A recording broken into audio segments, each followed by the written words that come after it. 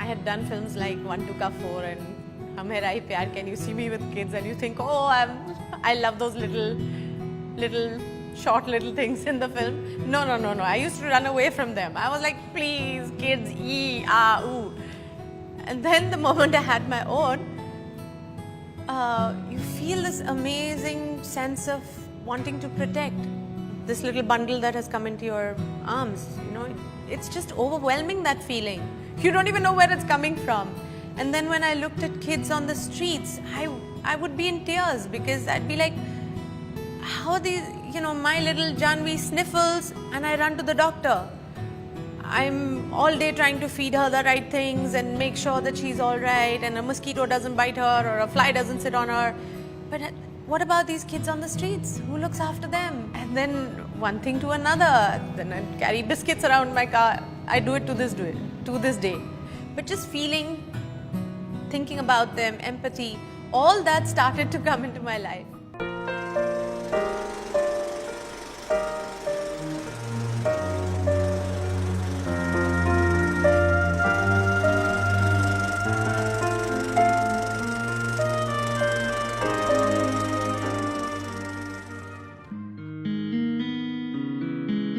Actually, everything in my life happened a little gradually. It may seem now that, suddenly at 17 I was like almost Miss India and then the world must have transformed in front of me. But no, it happened.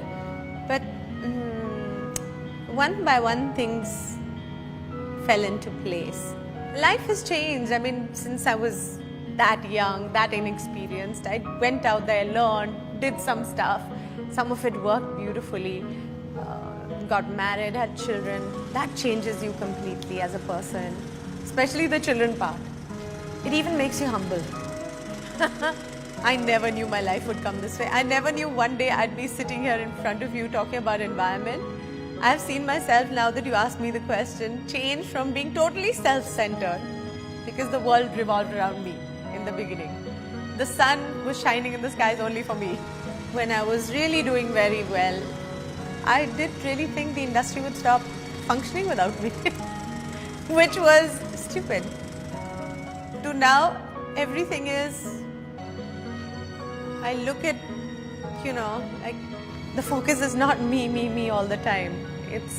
It's about everything around me, because it brought me here today. I feel I'm a much better person today than I was earlier. It's like citizens for tomorrow. So we're not saying shoot this down, ban this, break this. This is not right. But we're saying be mindful of what you're doing today. Be aware of what you're doing, how you're living, because you're doing this for tomorrow. You're doing this today for your children. This is the earth, this is the planet you're going to leave behind for them.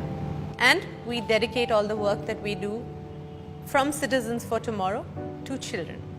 The day you cut down all the trees, put all the pollution up in the air and poison all the water is when you will realize that your kids cannot eat, drink or breathe money. So the important thing to leave for them is a habitable green earth. So I focus on creating awareness, and I'm hoping somewhere this awareness will awaken more people, and there will be some amount of pressure on companies, on governments to do something about it. Of course it helps. Of course it helps. And I'm determined to use my stardom to good use. To put it to good use, in fact.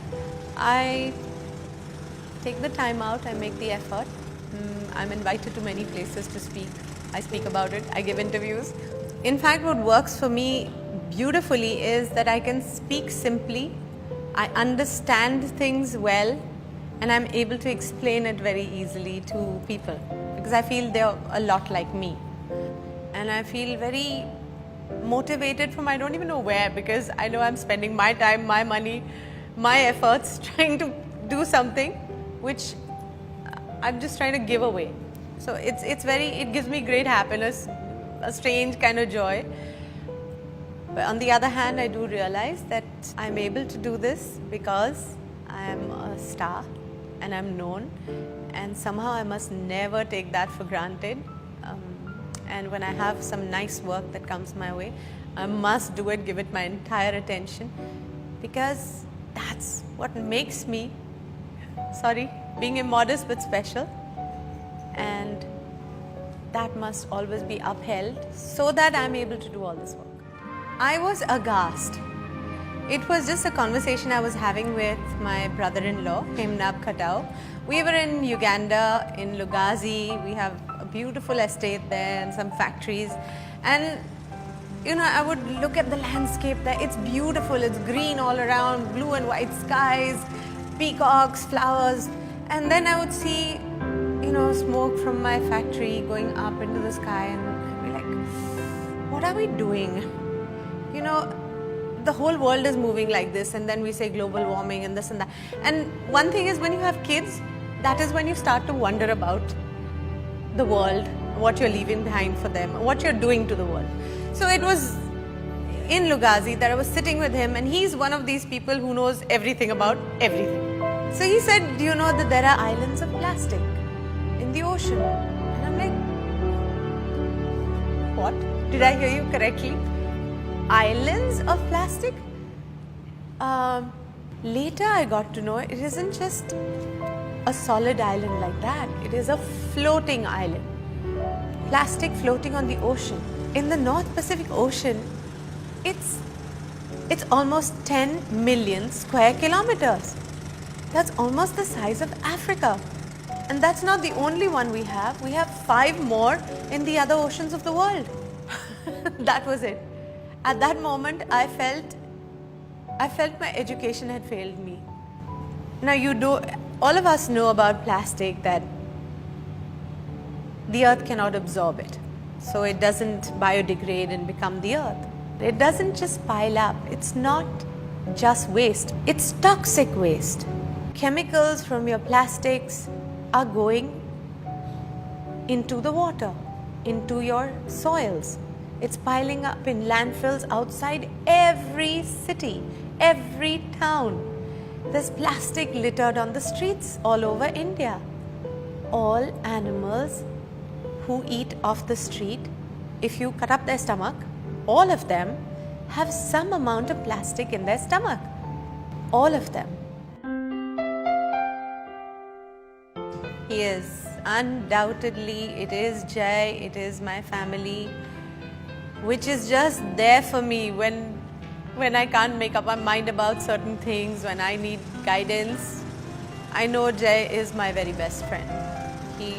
I can turn to him for everything and anything. Mostly he's looking into his mobile phone and grunting and TV and all that and doing his own thing. But no. That apart, I'm only kidding about all that. He's really the person who helps me clear my head. When I'm not able to see things far, I find him having that wider vision, that wider perspective that I need at that moment. So I'm very grateful that he's there in my life. And yeah, I know you give me credit for being in the franchise, say KKR and all, but that is entirely a lot of effort of Shahrukh, Jai, Mr. Mysore. I'm so glad they're all there. So, and yes, like my mother-in-law has always told me, Juhi, do what makes you happy. Always do what makes you happy. And so many times she'd ask me, so what are you working on? What's going on in your life? Tell me. And if I said, no, I'm not working on anything right now, she'd be like, why not? So where in the world do you find such wonderful people with you who say, no, go out there. I mean, go where your heart wants to. That kind of freedom, that kind of wonderful support. I'm totally grateful for it.